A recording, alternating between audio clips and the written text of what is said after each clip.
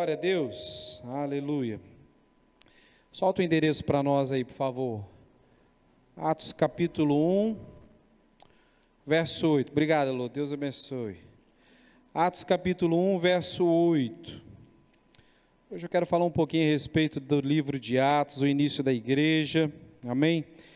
Um pouco da história da igreja também, nós vamos falar um pouquinho nessa noite. Atos capítulo 1, verso 8. O livro de Atos, deixa a sua Bíblia aberta aí um pouquinho, presta atenção aqui. O livro de Atos, ele relata a história de parte do trabalho realizado por alguns apóstolos, durante mais de 30 anos depois da ressurreição de Jesus, amém?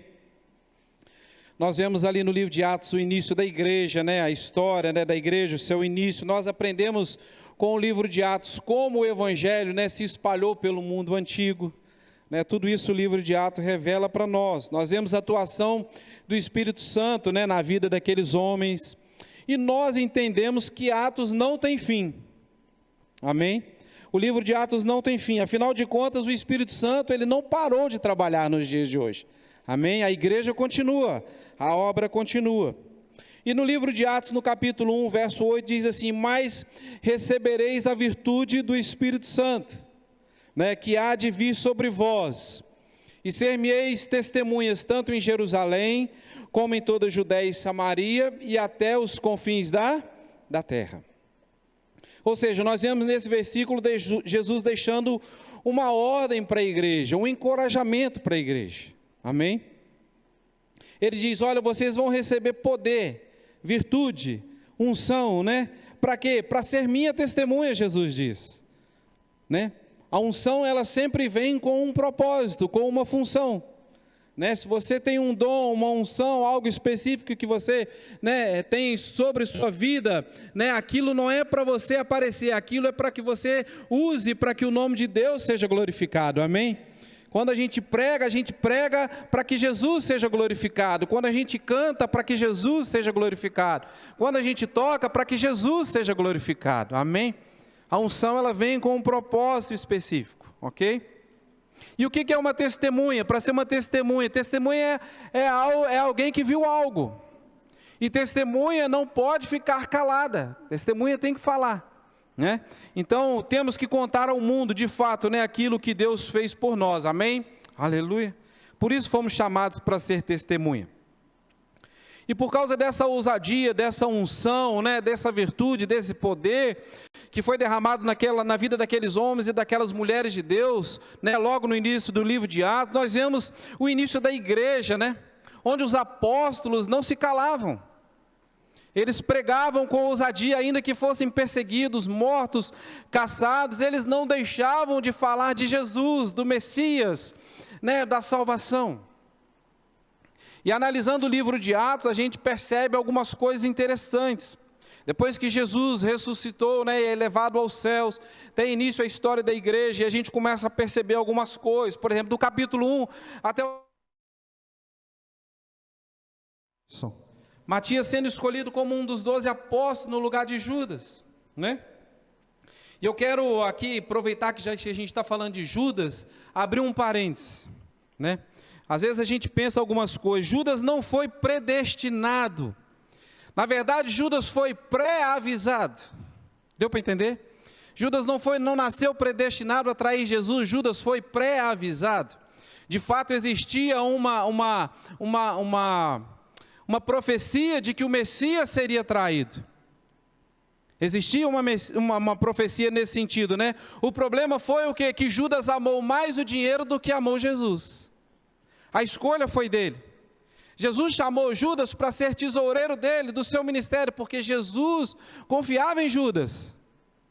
Mas o problema foi que Judas amou mais o dinheiro do que a Jesus. Esse foi o problema de Judas. E infelizmente também esse é o problema de muitas pessoas hoje em dia. Jesus tem sido trocado por coisas muito fáceis, muito poucas. Jesus nos chamou para a sua obra, nos escolheu porque Ele confia em nós. Amém? Mas o problema é que muitas vezes nós estamos agindo como Judas, e temos trocado Jesus por tão pouca coisa. Então, voltando para Matias é escolhido entre os 12, então nós vamos ver depois a descida do Espírito Santo. né? Conforme nós lemos, foi uma promessa de Jesus, né? Jesus disse lá em João capítulo 14, olha, eu vou, mas vocês não vão ficar órfãos. Eu vou mandar outro Consolador igualzinho a mim, e Ele estará e Ele habitará em vocês, até o dia que eu voltar. Aleluia. Ter o Espírito Santo, querido, significa para o crente ter o próprio Jesus habitando dentro dele. Ele disse, eu vou mandar outro, mas é igualzinho a mim. Aleluia. Agora entenda uma coisa, querido, tem crente que tem o Espírito Santo, mas o Espírito Santo não tem o crente. Ele só carrega o Espírito Santo. Porque ele não tem convivência, ele não tem sintonia, ele não tem acordo, ele não escuta a voz de Deus. E o Espírito Santo, querido, entenda, ele atua com veemência, né, onde ele é desejado, onde ele é chamado, onde ele é invocado. Então não adianta só carregar o Espírito Santo, é preciso ter comunhão com ele. Amém? Mas para isso ele precisa ser desejado por nós. Depois nós vemos o discurso de Pedro, a igreja ia crescendo, né? As pessoas sendo curadas, sendo libertas. A igreja crescendo, né? Em constante oração, os locais se movendo. Atos diz que enquanto a igreja orava, o local se moveu. Ei, querido, se você quer ver o mover de Deus na sua vida, ore. Fale com Deus as suas necessidades, fale com Deus os seus problemas. Abra o seu coração para Ele. Tenha em diálogo com Deus, comunhão, intimidade com Ele. No capítulo 6, o trabalho vai crescendo, a igreja vai crescendo, e diz que era necessário se fazer mais trabalhadores. Aí vem a instituição dos diáconos, né? Instituição dos diáconos, né? Homens de boa reputação, de sabedoria, cheios do Espírito Santo. Aleluia.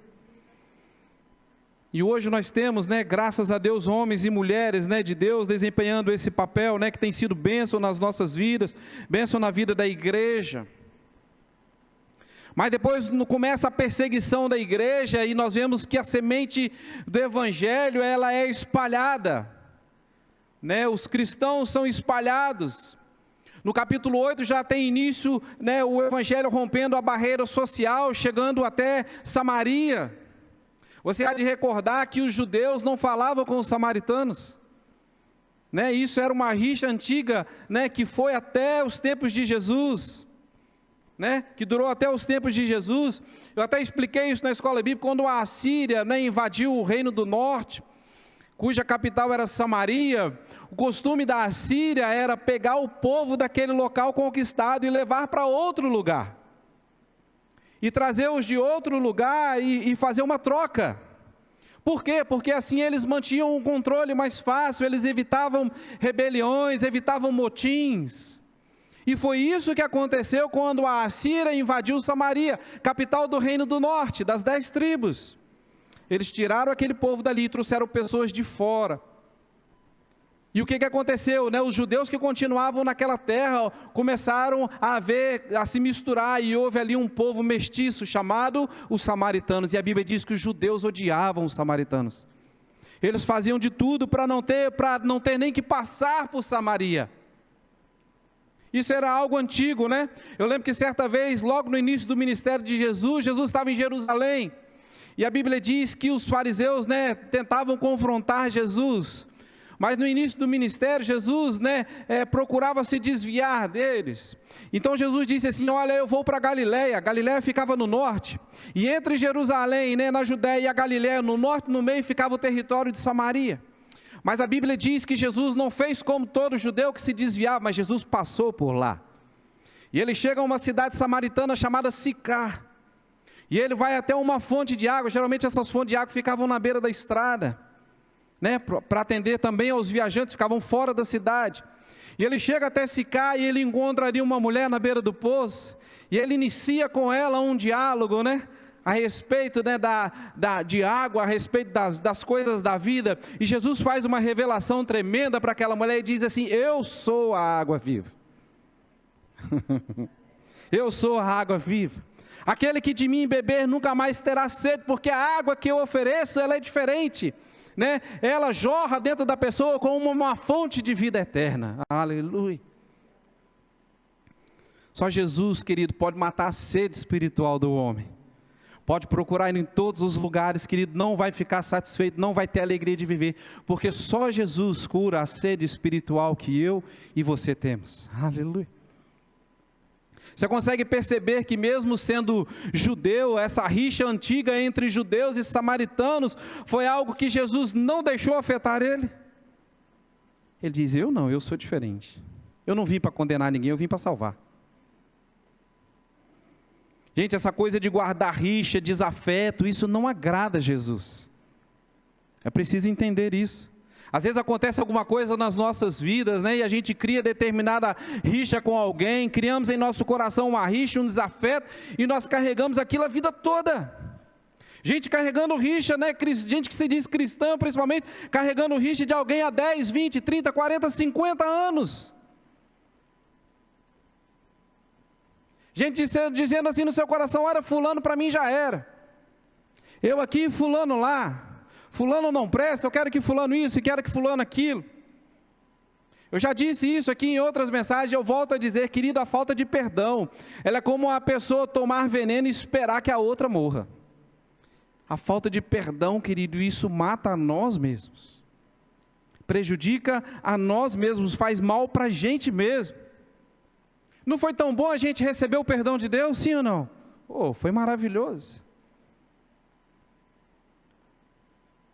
Agora, quem não perdoa os outros é porque se acha muito superior. A verdade é isso, age como se não tivesse defeitos. E se nós formos sinceros, querido, cada um de nós, a começar de mim, se nós olharmos no espelho e procurarmos os defeitos em nós, nós vamos achar que não são poucos, são muitos. Todos nós temos aquilo que consertar, sim ou não? Precisamos. Imagina se você fosse casado com você mesmo. Já imaginou isso? Imagina aí na sua cabeça. Você estaria casado ainda ou já teria se separado? Eu já teria separado de mim mesmo há muito tempo. Graças a Deus, Deus me deu a esposa que me aguenta. Sabe, querido, que nós somos imperfeitos, nós somos falhos. Nós temos muitas e muitas coisas que precisamos consertar. Então, querido, isso não é desculpa. Nós precisamos seguir, né, fazer como Jesus fazia, amar mais, perdoar mais, ajudar mais. Tem gente que vive criando rixa com todo mundo, já viu? Onde passa cria problema.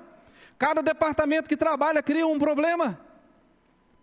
Parece que a pessoa não tem defeito, só os outros, parece que ela é o centro do universo. Deixa eu falar para você, querido, você que está em casa, né, me ouvindo, nós não somos, nem eu, nem você somos o centro do universo. A Terra não gira em torno de nós.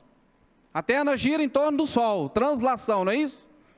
E dura 365 dias, 5 horas, 45 minutos, 46 segundos. Pode conferir lá que eu sei. Nós precisamos parar com essas coisas, gente. Ele está conferindo lá, ó. Bom, então o livro de Atos continua e no capítulo 9 nós vemos a conversão de Saulo já onde? Em Damasco. Isso já em outro país, na Síria. Olha como é que a igreja ia crescendo, a expansão do evangelho. Por causa da perseguição, muitos fugiram de Jerusalém, foram para outras cidades e até para outros países. Né? Logo depois da morte de Estevão. Então Saulo estava a caminho da Síria, né, a caminho de Damasco, quando ele teve um encontro com Cristo. E aqui é interessante porque Deus bota uma batata quente na mão de Ananias. Lembra de Ananias? Deus bota uma batata quente na mão dele. Deus aparece a Ananias numa visão e fala assim, Ananias, você vai lá na rua direita, não é isso? Na casa de um certo Judas, e você vai procurar por Saulo, ele está lá orando. Aí é mais engraçado ainda que Ananias começa a debater com Deus como se Deus não conhecesse Saulo. Senhor, espera aí, o senhor não conhece esse homem não? Não ouviu falar o que esse homem faz não? Esse homem veio para cá com carta do juiz, com autorização para prender nós os cristãos. Ele debate com Deus, como se Deus não conhecesse Saulo. Mas Deus diz a ele, Ananias, vai, porque esse é um vaso escolhido para mim, para falar do meu nome, né? Aos judeus, aos povos, aos reis. E parece que Deus fala grosso, né, com Ananias, né? Que Ananias chega lá todo mansinho, Saulo, irmão, pai do Senhor, querido. Irmão Saulo, ele chega chamando. Aleluia. Depois no capítulo 10 nós vemos a conversão de Cornélio, um oficial romano, né, que não era judeu, mas a Bíblia descreve Cornélio como um homem piedoso e temente a Deus. Um homem piedoso e temente a Deus, e isso é interessante. É como se nós traduzíssemos para os dias de hoje, é como se estivesse escrito assim: olha, Cornélio não era crente, mas Cornélio buscava a Deus. Cornélio buscava a Deus com sinceridade, ele era piedoso, praticava boas obras. A Bíblia diz que ele ajudava sempre os necessitados, e mais, levou toda a sua casa a buscar a Deus, e era constante em oração, e não era crente. Aleluia. Dava aula para muito crente se fosse hoje, de como viver. O desejo era conhecer Deus, e por isso Deus enviou Pedro à casa de Cornélio. Sabe o que isso nos chama a atenção, querido? Entenda uma coisa, isso revela que andar em sinceridade como Cornélio andava, né? Praticar boas obras como Cornélio praticava, e viver uma vida de oração como Cornélio vivia, isso chama a atenção de Deus. Aleluia. Chama a atenção de Deus. Deus vê isso com bons olhos. Mas eu pergunto para você, é o suficiente? Não. Cornélio precisava conhecer Jesus. E por isso Pedro foi enviado à casa dele. E a Bíblia diz que quando Pedro chegou ali e falou de Jesus para eles, eles receberam Cornélio à sua casa, receberam Jesus como Salvador. Receberam a descida do Espírito Santo e depois eles foram batizados. Aleluia. Outro fato que a conversão de Cornélio, né, foi muito importante para o Evangelho também. Por quê? Porque mesmo estando em Cesareia, né, que apesar de ser uma cidade importante, aliás, Cesareia da Palestina era como ela era conhecida, foi a primeira cidade a ter cristãos gentios e uma igreja não judia. Era um local importante. Mas muito provavelmente Cornélio, como ele era, né, retornaria a Roma, porque ele era um oficial romano. Ele tomava conta de uma guarda de 100 homens, ele era um centurião. Então, deste modo, a conversão dele foi importante, porque quando ele retornasse a Roma, ele iria junto com ele e com a sua família levar as boas novas do Evangelho para a capital do Império. Aleluia. Olha que bênção, olha como Deus trabalha. E já no capítulo 11 de Atos, nós vamos ver um Evangelho avassalador, né, uma grande demonstração de graça e de poder, muitos se convertendo ao Senhor, o Evangelho chegando a Antioquia da Síria, a terceira maior cidade do mundo na época, ficava na Turquia, o Evangelho alcançando lugares longes. Foi lá que os discípulos foram chamados a primeira vez de cristãos. Por quê, pastor? Por que chamado de cristão? Porque agindo, fazendo parecidos com Cristo. Por isso foram chamados de cristãos. Você consegue entender o significado, a importância e a responsabilidade que eu e você temos de sermos chamados cristãos? Eles foram chamados assim porque eles agiam, faziam como Cristo fazia. No capítulo 12 nós vemos Herodes Agripa mandando prender Tiago e Pedro. E a Bíblia diz que Tiago foi morto à espada e Pedro foi milagrosamente liberto da prisão. Pastor, por que Deus permitiu que Tiago fosse morto e Pedro fosse milagrosamente liberto? Deixa eu falar para você, não sei, querido. Não sei. Tem coisas nessa vida, né, que são perguntas difíceis de responder como essa. Essa é a verdade. Tem coisas que vão acontecer na nossa vida, querido, que talvez a gente não entenda. Tem coisas que talvez vamos saber a resposta só lá no céu. E o que fazer quando a dúvida aparecer? Confiar em Deus. Porque Deus sabe todas as coisas. Deus sabe o porquê de determinadas coisas acontecerem. Deus certamente vai fazer coisas que estão acima da nossa limitada mente. Coisas que nós não vamos compreender. Mas o nosso papel qual é? Confiar em Deus. Tem coisas que Jesus fez que nós não conseguimos explicar. Por exemplo, Jesus curou um cego falando com ele. O outro, Jesus cuspiu na terra, fez uma lama e passou nos olhos dele. Explica para mim isso. Não tem como explicar. E assim acontece na nossa vida, querido. Tem coisas que nós não vamos saber, mas qual é o papel do crente? Confiar em Deus. Amém. A partir do capítulo 13, nós vamos começar a ver as viagens missionárias de Paulo. Capítulo 13 e 14, a primeira viagem missionária de Paulo, né, o evangelho sendo pregado na província da Galácia, também em Icônio, Derbe, Listra, toda aquela região. Mais à frente, Paulo vai escrever uma carta a essas igrejas, né, da sua primeira viagem, a carta aos Gálatas. E por que Paulo escreveu essa carta? Porque surgiu uma dúvida na igreja da Galácia, da igreja dos Gálatas, dizendo porque os cristãos judeus diziam que os cristãos gentios não iam se salvar se não fizessem, né, não cumprissem os ritos, né, as leis, os costumes judaicos. Paulo teve que escrever uma cartinha para eles. Porque Paulo não conseguia engolir uma graça diluída, dividida com obras, com legalismo. Por isso Paulo teve que escrever a carta para eles, para refutar esse pensamento. Mais à frente em Efésios, Paulo vai dizer, porque pela graça sois salvos, por meio da fé. Né? E isso, na fé em Jesus Cristo, isso não vem de vós, é dom de Deus, é um presente de Deus, para todo aquele que crê em Jesus. Não é por obras, não é por sacrifício, não é por fazer a lei, não é determinado isso, determinado aquilo, é um dom de Deus, é pela fé, é pela graça, por meio da fé que se alcança a salvação.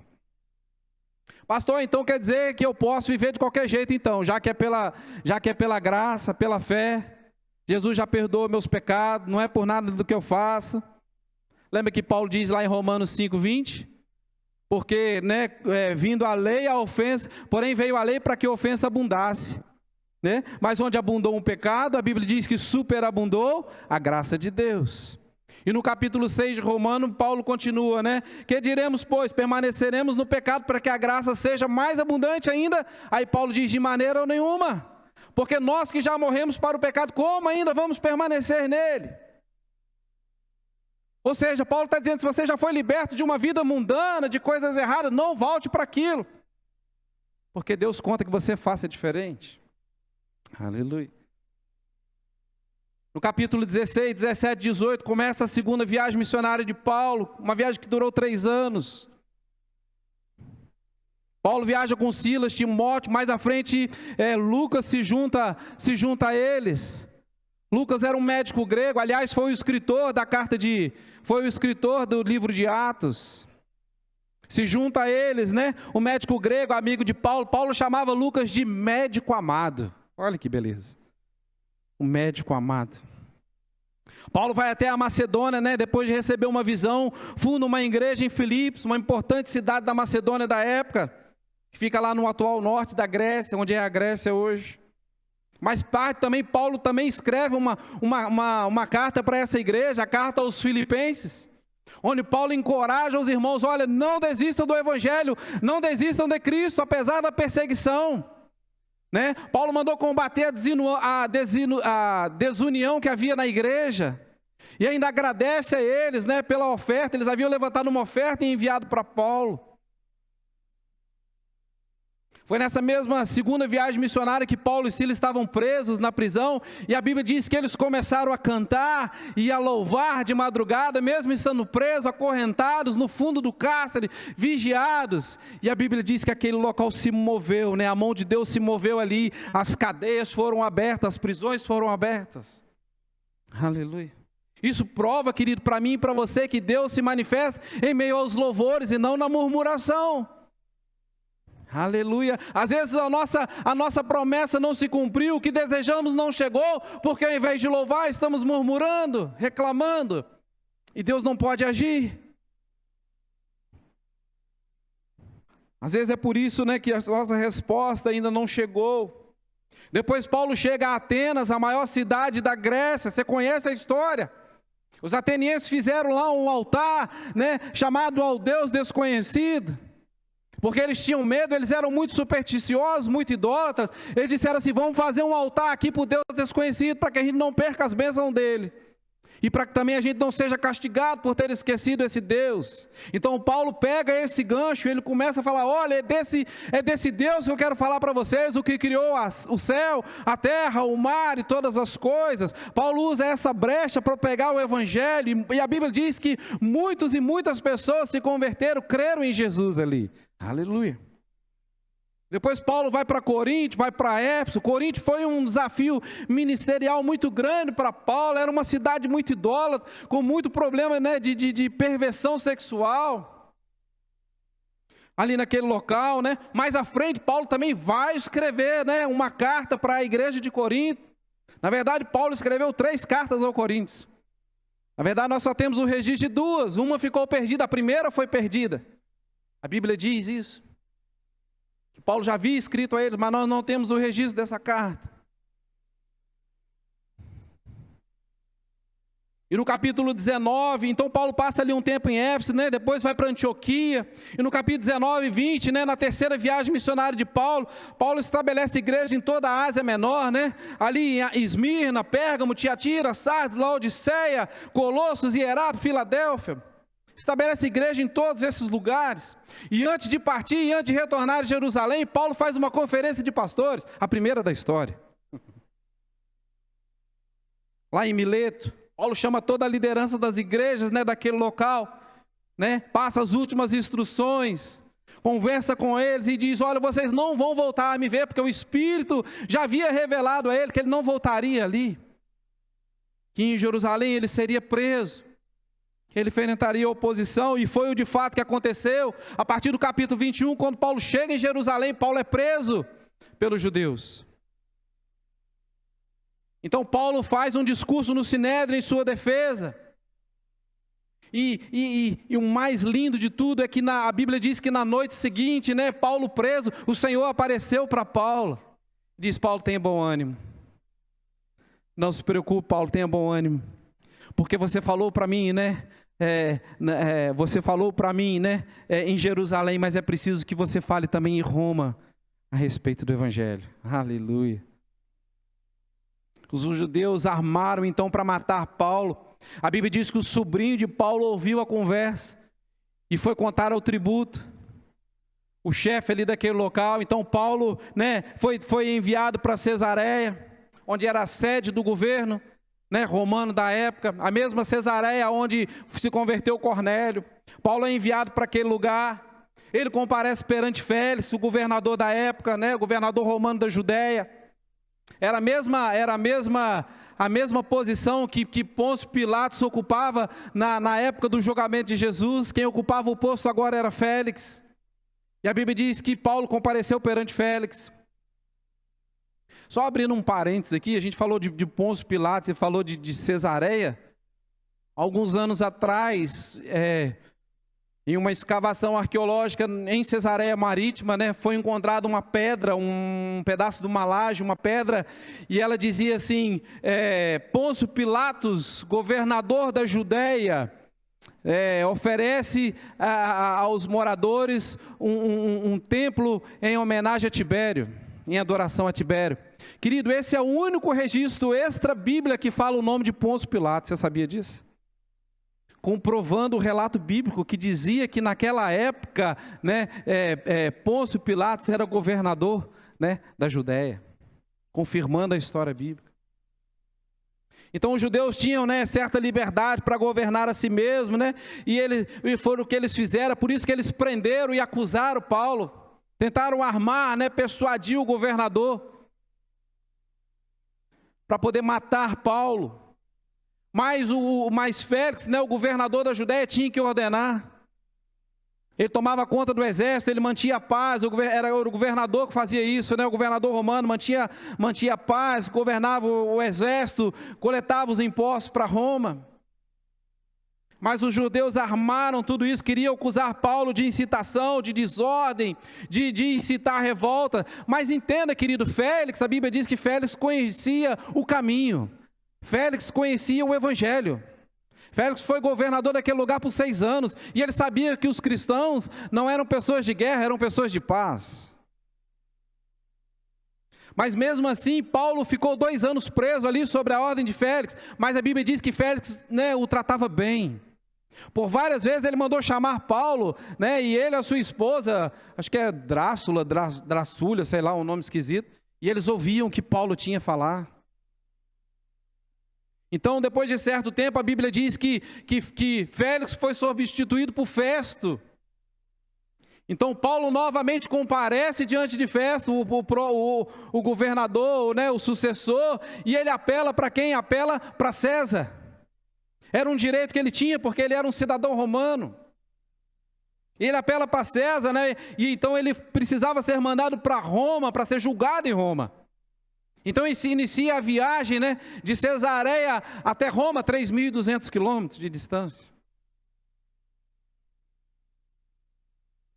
E finalmente você conhece a história, né? A perca do navio, né? Paulo em Malta, aquela ilha é ganha para Jesus, mas finalmente quando Paulo chega em Roma, Paulo chega como um prisioneiro, algemado, acorrentado.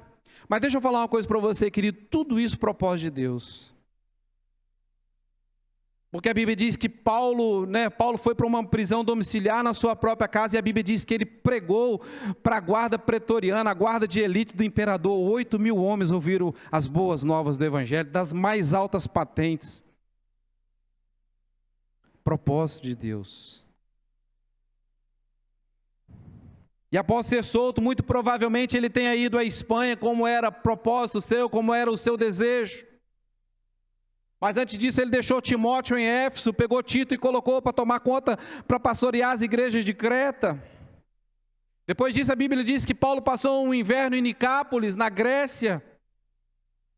E o fim da história muito provavelmente foi que depois disso ele foi aprisionado pela segunda vez em Roma, né, e martirizado em Roma, morreu ali naquele local.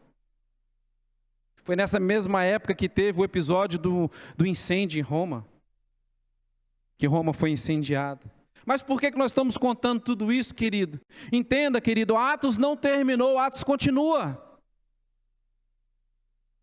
A igreja continua. A igreja precisa continuar a missão. Deus conta conosco. Assim como aqueles homens e aquelas mulheres abalaram o mundo em suas épocas, né, com as boas novas do Evangelho, é o que nós precisamos fazer hoje também.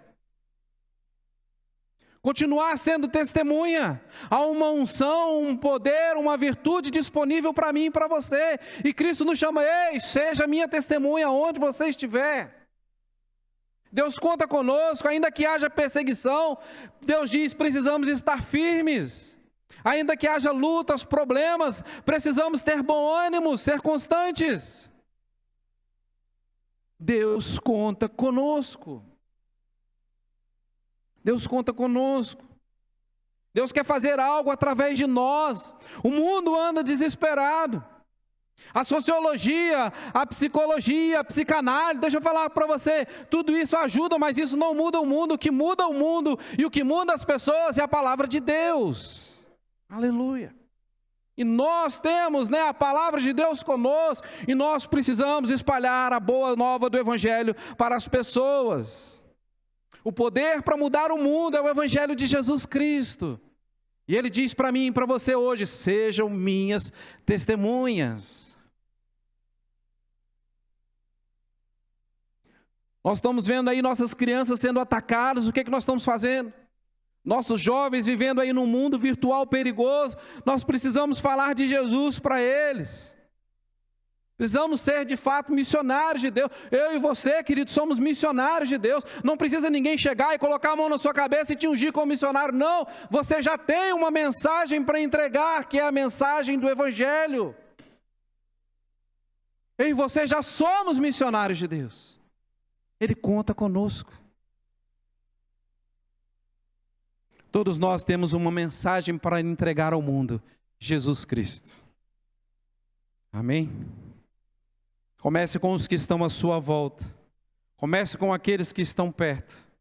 Fale das boas novas, fale de Jesus para ele, querido. E assim nós vamos ganhar, né, mais e mais pessoas para Cristo. E nunca se esqueça, querido, a mensagem de Deus para nós essa noite. Tem de bom ânimo, não desista. Deus diz, eu conto com vocês. Nós precisamos fazer a diferença nesse mundo. Assim como no início da igreja, né?